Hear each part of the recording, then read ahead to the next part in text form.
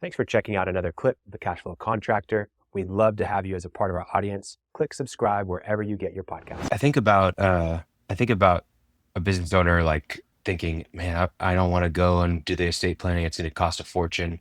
But just think about the cost that you're going to put on your family without the estate plan, without having a trust in place so that it goes into probate. And now, they're going through obviously an emotional experience with you being gone, but now they're also dealing with logistical nightmares because you didn't do some planning that could have taken you a day, Yeah. maybe a week. I don't know how long it takes. That's a good question. How long does this setup take, Well, Marty? it depends on who you work with. It can, and the pace that you want to go.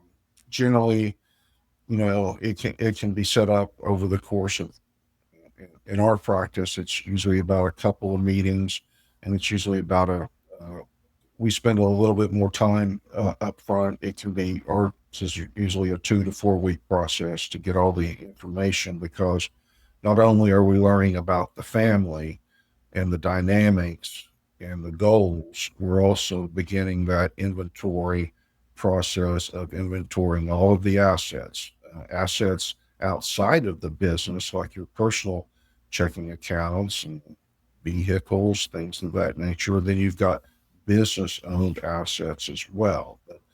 So we start inventorying that, kind of doing that at the same time we're discovering and thinking about designing this trust. So in our practice, it's typically, it can be, it can be done as quickly as a couple of weeks, but generally it's usually 4 to 6, depending on the size, because you can generate the documents fairly quickly, but that's not is what necessarily is going to make the plan work. What's going to make the plan work is if the people who have drafted the trust know and understand how the plan works, and they have chosen the right people after counseling that are going to step in. Because think about it, when you're gone, disabled, or pass away, how are you going to know your plan works? You're relying upon the trustees or the people you choose to execute the plan on the back end. And so that's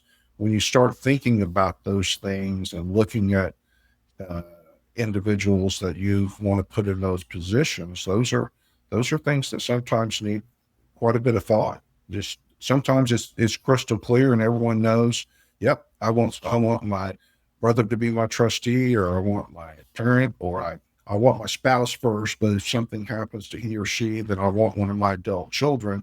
Well, I don't have adult children yet. So who's going to step in while my kids are still young, or maybe going to college? They haven't even finished school yet. Part of my goal was I wanted to have a secure, protected bucket of money to make sure my kids get through college. And you can do that in estate planning.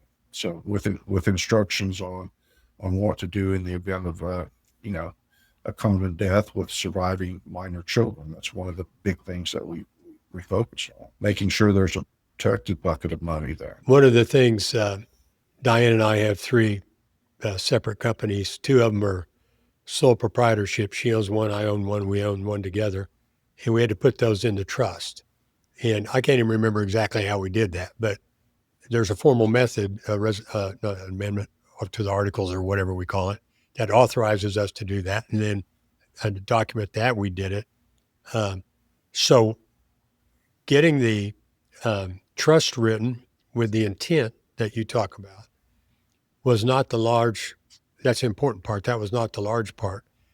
Getting it effective, because if we say the trust owns the company, but we never put the company in the trust, it doesn't own it.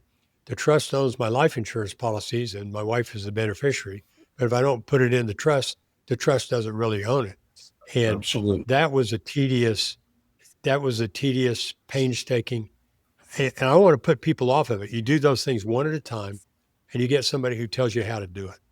Changing the owner of a life insurance policy, lots of people do it, but I've never done it before. And when I finally did, I had to be walked through. So I think they call that funding the trust. That's kind of the legal. You'd say- Yeah, I say it's kind of a legal term of art for, funding your revocable living trust, which sometimes I use kind of think of your revocable living trust as a bucket or a little red wagon. And funding is the process of you retitling assets, transferring ownership into the name of the trust, but you're the trustee of the trust wearing the hat. You have complete control of the assets in your trust. You can buy, sell, manage them anyhow you want, but you're exactly right. The trust can only control what is ultimately in the trust. And that's historically, it has become if they are doing this funding, this process of retitling the assets in the trust, it can get frustrating and it can get confusing. And, hopefully they can find help doing it. It is a process. It is one of the challenges. And there are many times that I've seen over the years, people will bring me an existing trust that either their parents had or they had from the 90s. And I'll look at it and say, well, tell me, well, show me evidence of everything that can and should be owned by this trust that it's in there. Did any funding get done? And unfortunately, the majority of those cases, nothing got put in the trust or retitled other than generally the house. So what happens if you die with a not properly funded trust and you've got all these assets on either married or individual titled individually named, you're not only going to have a trust administration for what assets were in the trust, but now you're going to have to hire a lawyer to probate all the assets that did not get properly transferred prior to your death. So that's the key. And we always say, it's kind of common, there's no fun in funding, but if you want your plan to work, you got to dedicate yourself and hopefully you've got some good helpers or some good advice for whoever you're working with to verify that those assets properly got in the name of your trust. Thanks for checking out a clip from the Cashflow Contractor. We have full episodes where we go deep on topics that help you grow a construction business that runs without you, so you can have less stress, more time, more money.